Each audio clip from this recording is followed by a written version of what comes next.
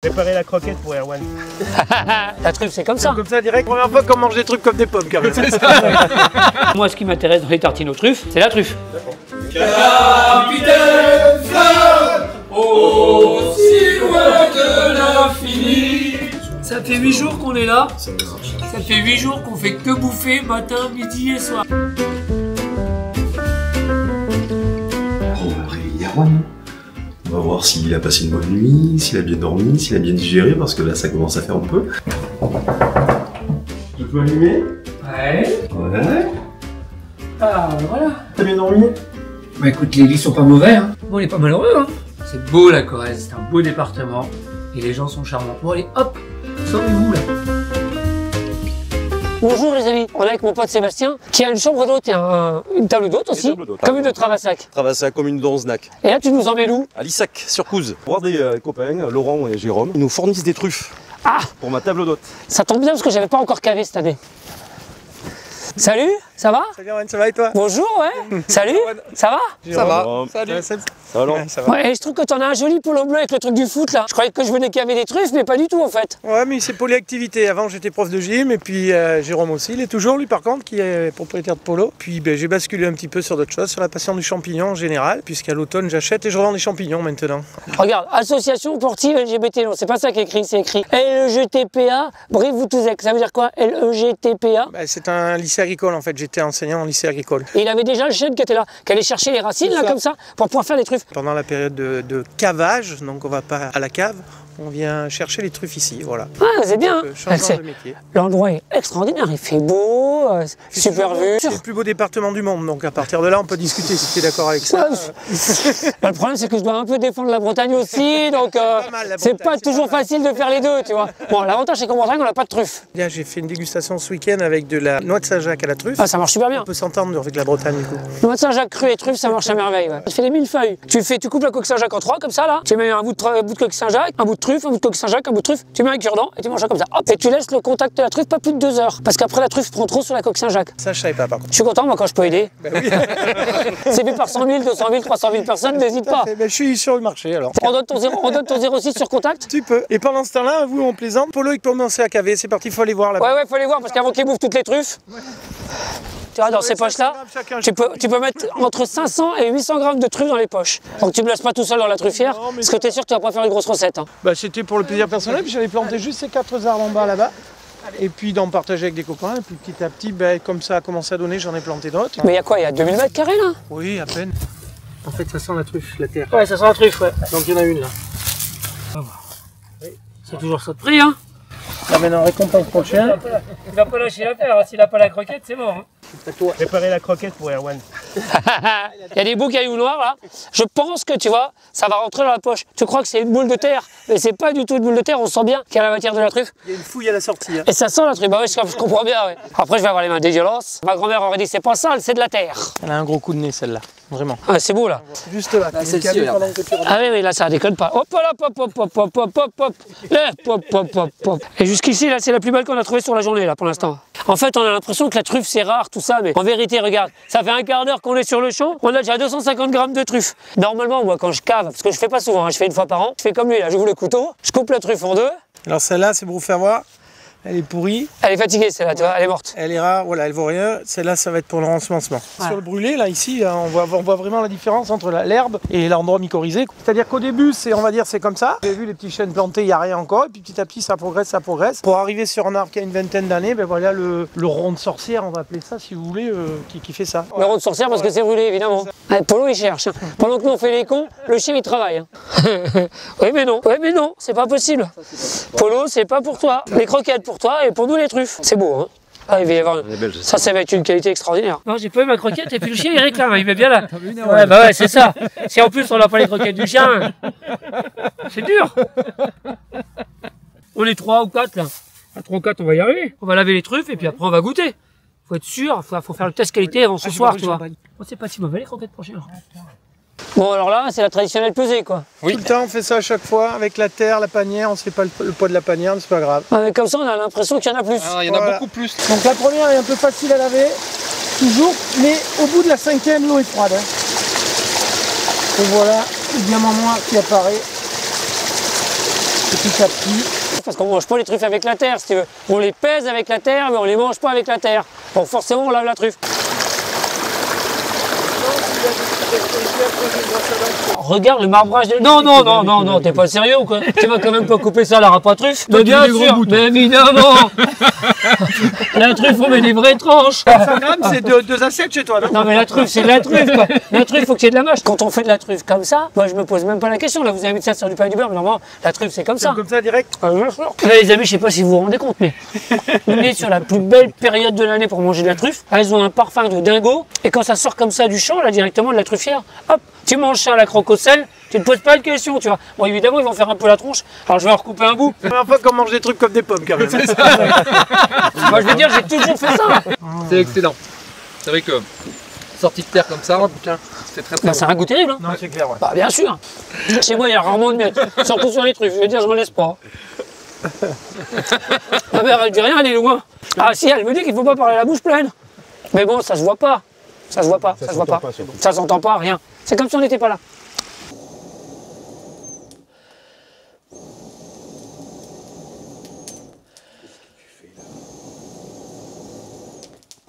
Bah, tu sais, en Corrèze, ils ont les cantous. Et je sais pas comment ça s'appelle, mais ça, c'est pour raviver le feu. On utilise aussi des soufflets. Et là, en fait, tu souffles dans le tube. Donc, bah, on ravive le feu en attendant que les convives arrivent. On est à Travassac. On n'est pas très loin de Brive-la-Gaillarde. Et on est chez Sébastien qui a une chambre d'hôte. Là, on va faire à manger ce soir. Après avoir été caver les truffes cet après-midi, t'as vu, il est déjà en cuisine, lui. Hein. Et ben, on va préparer un peu de trucs avec des truffes et puis un peu d'autres choses typiques de Corrèze. Et surtout, bah, on va avoir un repas de potes ce soir, tous les copains qu'on a pu rencontrer à droite et à gauche. Vous avez un lieu remarquable, je crois, à Travassac. Juste en face, là, quand on ouvre les portes, c'est les pentes de Travassac. Carrière d'ardoise, parce qu'ici, vous êtes sur du schiste. Ah, on sonne. Il y a le premier invité qui arrive là. Ah, t'as ramené les truffes, toi? Les voilà. Et là, en fait, comme il n'a pas amené les truffes propres, C'est ça. et ben qu'est-ce qui se passe? Il lave les truffes. Parce que, vous savez, on a été cavé avec lui. Et on a lavé 3 truffes dans la rivière, mais comme après ça avait froid nos petites mimines, on s'est dit ben il va laver les truffes à la maison, mais que dalle, tu pars, il s'est arrêté au bistrot, boire un coup, et puis bah du coup il est en train de laver les truffes maintenant quoi. Pour l'entrée, on va faire un coup de blanc, Oui. puis je vais essayer de faire une truffade, qu'est-ce que t'en penses? Ah bien allez. Petite omelette aux truffes en fait, parce que je dis truffade, mais la truffade c'est pas du tout un plat aux truffes. Hein. Non. Je vais encore me faire avoir ça. Ah, ça nous manquait, un peu de truc à boire, ça va? Enchanté. Et Philippe, qu'est-ce que tu viens faire? Tu t'es dit qu'il y avait un truc à manger? Dès qu'il y a à boire et à manger, je suis parmi eux. Le but c'est de remplir le buffet. À chaque fois qu'il y a un nouvel invité, il y a 2 bouteilles. Avant que ça arrive, à 2. Ah, ça sonne. Ça va mon petit Roch, t'es en forme? Salut Laurent. Tu vas bien? Ouais, je vois que vous savez qu'il y a des truffes quoi. On a fait une omelette aux truffes, vous voulez goûter? Ah bien évidemment. Allez, tout le monde autour du bar là. Eh oui, j'ouvre le tiroir, regarde. J'ai caché le blanc dans le tiroir. Alors, blanc de Savoie les gars. Les fripons du chez Berlioz. Ça décale la truffe, hein. Les gars, Il boit un canon. sauver un vigneron. Ah, par contre, t'as vu? C'est pas du Merlot. Non, c'est pas du Bordeaux. Et c'est pas du Bordeaux non plus, hein. C'est de la Savoie. Ah, c'est bien aussi. Ah, pour une fois, vous buvez un peu de Savoie, ça va vous changer. C'est vrai que c'est excellent. Très bien. C'est grand. C'est un grand vin. Parfois, il nous arrive de savoir faire à manger. Là, c'est les meilleures truffes de la saison, en fait. La truffe, c'est pour moi 15 janvier, 15 février. La première quinzaine de février, on est sur un niveau de truffe qui est exceptionnel. En plus, on les a cavés cet après-midi, donc on peut pas rêver plus de fraîcheur. C'est waouh. Mais surtout, vous n'hésitez pas, parce qu'on va peut-être en refaire une deuxième.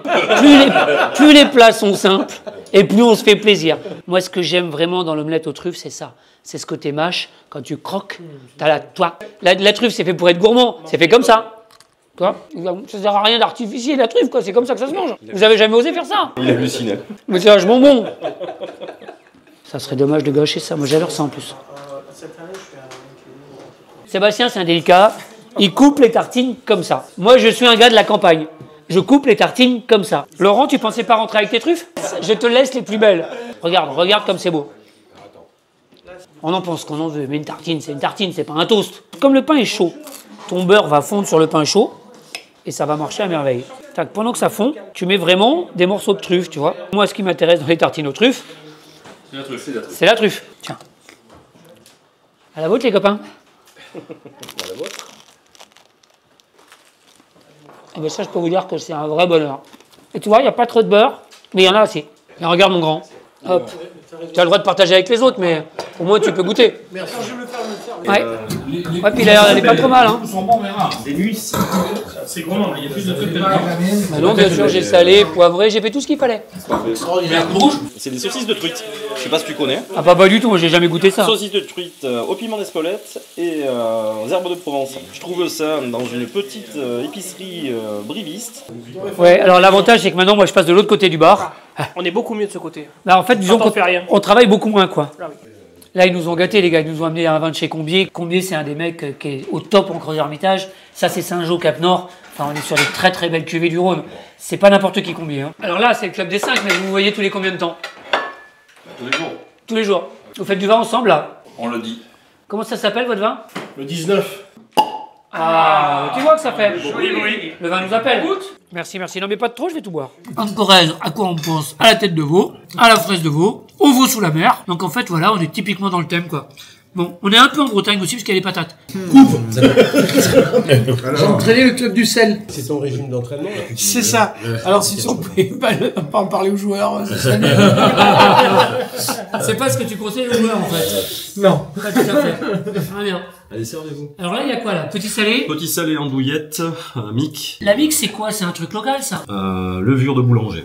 Tu délayes ça dans l'huile tiède. Tu mets de la farine dessus, 2 œufs, du beurre, et tu mélanges tout. Et tu laisses ça reposer au chaud, et regonfler. En fait, c'est un plat typique de la Basse-Corrèze. Rien, c'est pour rien, on Il sait rien. disait que c'est le pain des pauvres. Si, c'était le pain.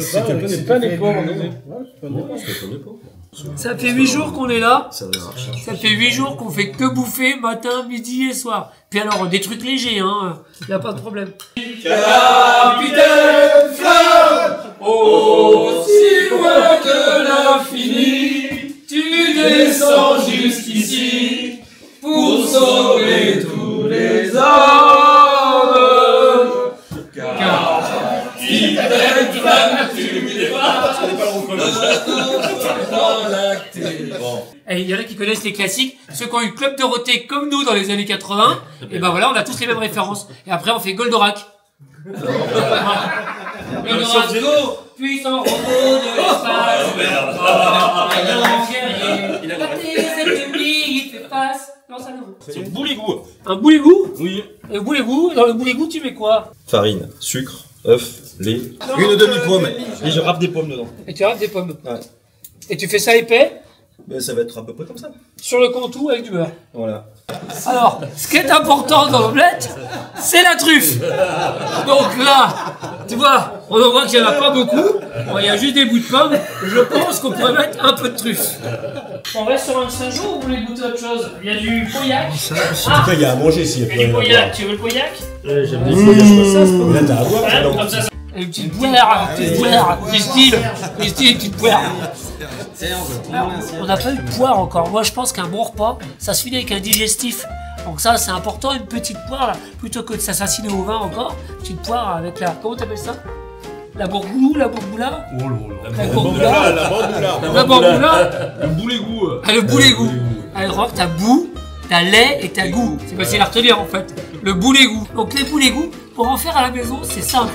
Il vous faut de la farine, des œufs, du sucre, du beurre, des pommes et de l'œuf. Pas de levure. Donc on met pas de levure, mais on met de l'œuf. Ah, vous avez entendu, ça fait plomb. Ça veut dire qu'il y a quelqu'un qui nous appelle là. Bon les amis. Et t'as vu comment il nous regarde? Ouais, à bientôt. Non, c'était pas les mêmes soirées. Les amis, à très bientôt. À la vôtre. Et puis salut quoi. Merci. Allez, au revoir.